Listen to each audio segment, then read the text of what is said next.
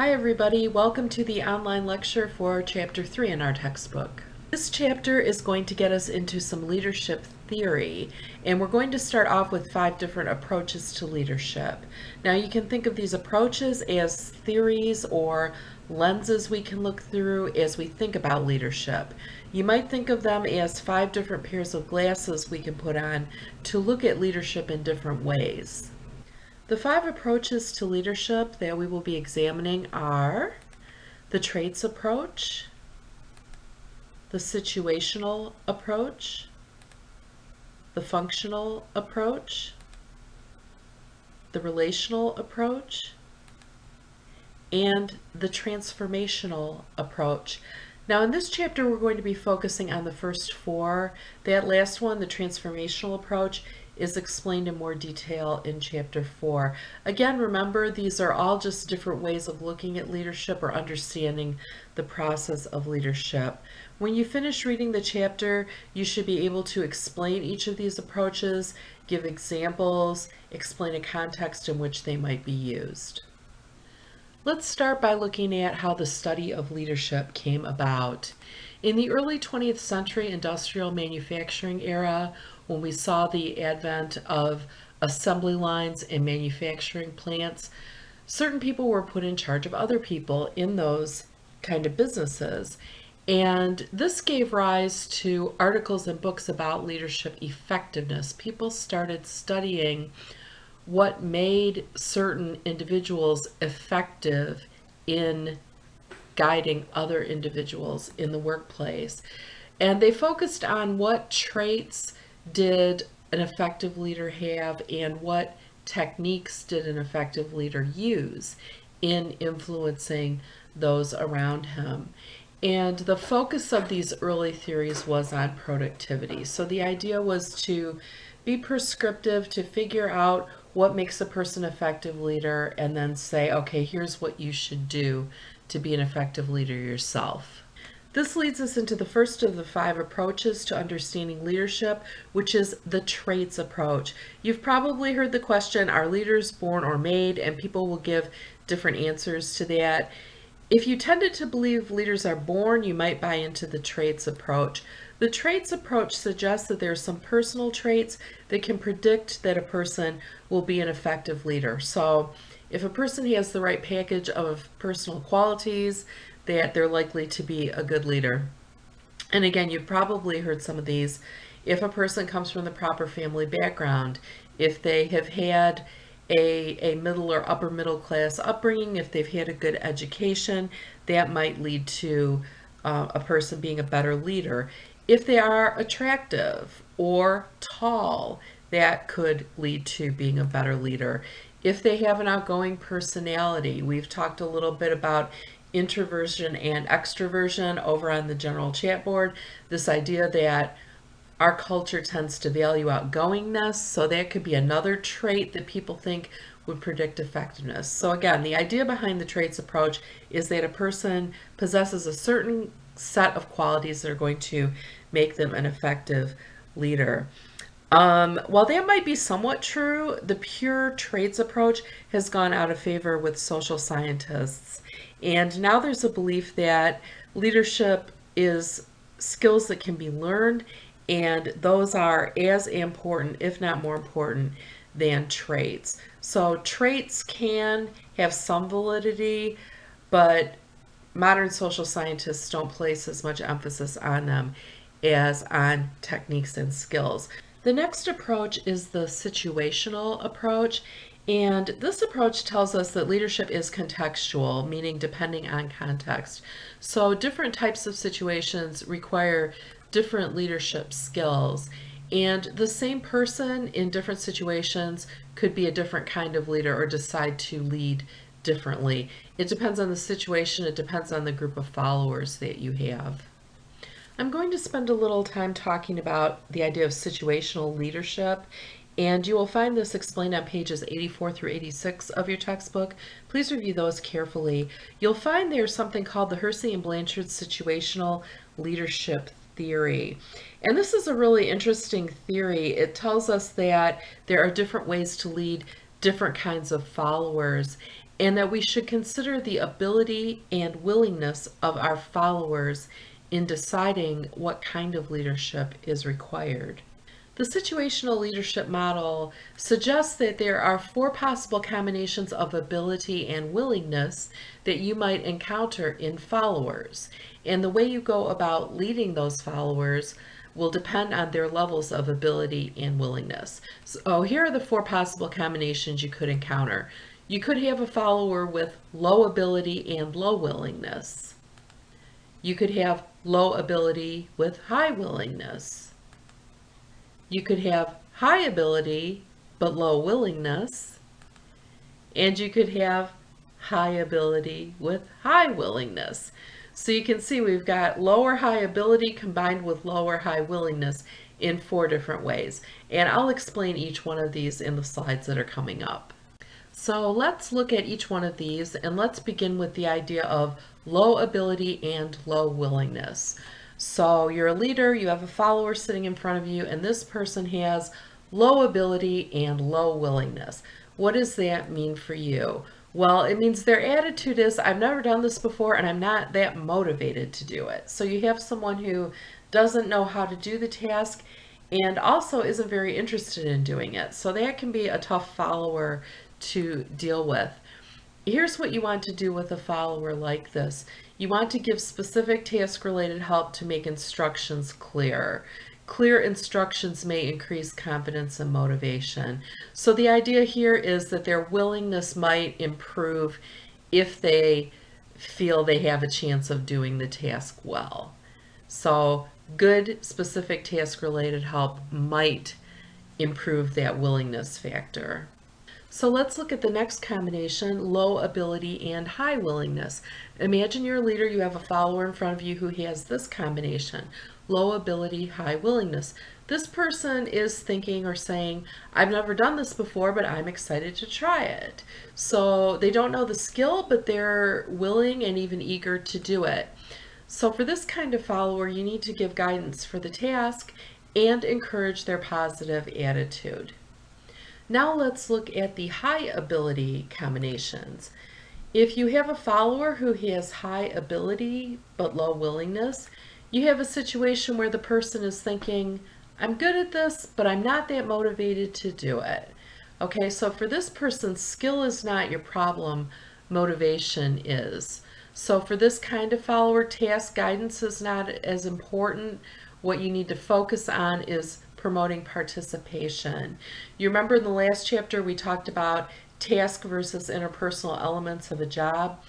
In this particular case, this person doesn't need the task guidance necessarily, but you do need to encourage them to participate. And then this final combination is one that many would think is ideal, high ability and high willingness. When you have a follower who has this particular combination, you have someone who would say, I'm good at this and I'm excited to do it. What a treat for a leader, huh? So you can delegate to this kind of follower.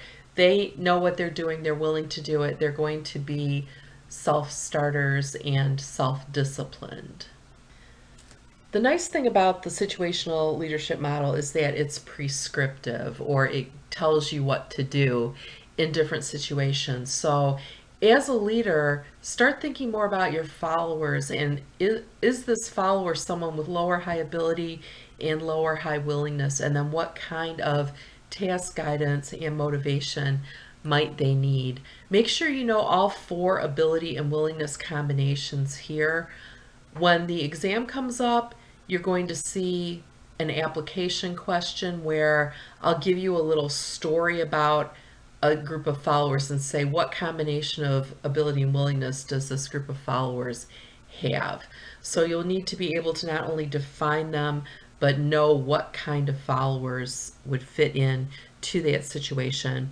As a teacher, I've encountered all these different kinds of groups. When I'm preparing a class, I consider the level of the class I'm teaching, and is it likely that students have been exposed to the material before or have experience with it. In the case of COM 3350, it's a leadership class. It's a 3000 level leadership class. Most of the people who take this class are juniors and seniors. Many of you are what we call contemporary learners, which is the new phrase for non-traditional student. It tends to mean an older student or someone who has had work experience. So the students in this class usually have some experiences to draw upon and can share stories of their own leadership situations. So I know I'm not starting from square one. I believe that most of the people in this class have high ability. Now the willingness can vary a little bit, but I take the approach that most people in this course are interested in the subject matter and quite capable of doing the assignments. So again, reflect on that idea of looking at your followers, what they have and what they need in order to decide how to lead them. The next approach is the functional approach. And this approach suggests that if someone performs the functions of leadership, we tend to see them as a leader. In other words, if someone steps forward and takes charge, we might see them as the leader, whether they deserve it or not. So this approach is useful for understanding how some people become leaders, but it's not really prescriptive like the last approach we studied, meaning that it doesn't really tell us how to be effective leaders. And one problem here is that sometimes the person who takes charge is not the best leader. When you think of situations you've been in with class projects, you might get together in a group and you have a person in the group who kind of takes over and says, okay, here's what I think we should do.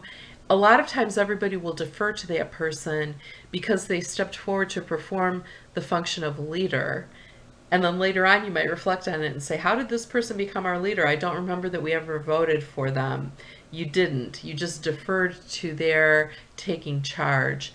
Another example, if some people stopped at the scene of an accident and everybody was confused as to what to do, and then someone steps up and says, okay, you call 911 and you start giving him CPR, people will tend to obey and do what the person is suggesting because they're performing the function of leadership. They might not always be the best person to be leading, but oftentimes in these situations we do defer to that person.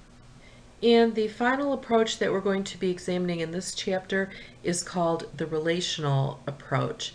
And there are a couple of different theories here. One is called the vertical dyad linkage model, and the other is called leader-member exchange theory. Now, both of these theories tell us that there are one-on-one relationships between leaders and followers. So leaders treat each follower differently, and each follower would offer different stories about the same leader. So both of these are focusing on the idea that there is an interpersonal relationship between a leader and every single follower. When you study these ideas in the chapter, you'll notice that the vertical linkage dyad model focuses on the idea that each follower has a unique one-on-one relationship with the leader, and that leaders don't treat everyone the same. And then leader-member exchange theory takes that a step further and suggests that liking and rapport between leaders and followers is very important and plays a big part in how effective the leader can be. So leader-member exchange theory suggests that we feel like we have an in-group relationship or an out-group relationship with our leader. And if we feel we have an in-group relationship with that person, we'll be more productive and we'll want to please our leader. So this is an interesting idea to think about. Have you ever had a boss who played favorites? And you tend to know whether you are or are not a favorite. So think of situations in which you have been a favorite and how pleasant maybe that made your work situation and how motivated you were, versus a situation where maybe you knew you weren't a favorite or you had the sense that your boss or supervisor didn't like you. And was your experience with that person different from that of your peers? Maybe you had peers that thought, oh, that person's terrific, they're a fantastic leader or boss or supervisor. And you were like, no, they're really not, because they don't treat me that well. It's something to ponder. So these relational approaches tell us that liking and rapport between leaders and followers matters. Those one-on-one relationships can be key to effective leadership, and we need to establish good relationships with our followers. An example I wanted to share with you: about 10 years ago, I was working at a very small university, and we got a new university president. And this new university president decided that she wanted to meet one-on-one with every faculty member and every staff member. So she made an appointment with each of us to come to our office. So she came to us and just sit down for 10 or 15 minutes and, introduce herself and get to know us a little bit, and to ask us what we thought were some of the most important issues facing the university, and to offer us her support and welcome us to contact her at any future time that we might want to talk about those things. And you might remember in the first unit we were talking about the symbolic nature of leadership. Many of us found that gesture of hers very symbolic of the kind of leader that she wanted to be. And it was a good effort in establishing those one-on-one relationships with followers. It was a small school, but it still took her quite a long time. I think it probably took her about a year to get to everybody. But you really felt like you'd had your chance to tell her what you were thinking, and you felt like you could approach her after that. So I thought she was a good example of using this relational approach to establish good one-on-one relationships with followers. And with that, it's time to work on the task list, so please read it carefully and follow the instructions. And if you run into any questions or problems, shoot me an email, and I'll see you in the next module.